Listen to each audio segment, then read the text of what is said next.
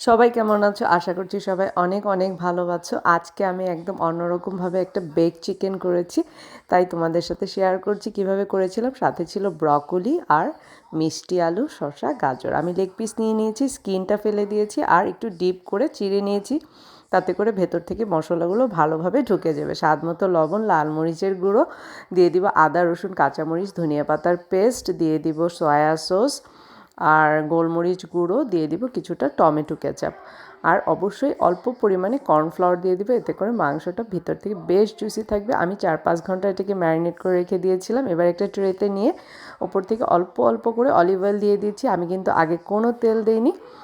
আর তোমরা চাইলে এই পর্যায়ে এটাকে কড়াইতেও ভেজে নিতে পারো। আর গোল গোল করে মিষ্টি আলু কেটে গোলমরিচ গুঁড়ো আর লবণ দিয়ে সাথে দিয়ে দিলাম। এবার 350 ডিগ্রিতে প্রিহিট করে আমি 20 মিনিটের মতো কুক করে মাংসগুলোকে উল্টে দিয়ে আরও 20 মিনিট, টোটাল 40 মিনিট আমি ওভেনে কুক করে নিয়েছি। আর তোমরা এটা সেমভাবে কড়াইতে ভেজে নিতে পারো।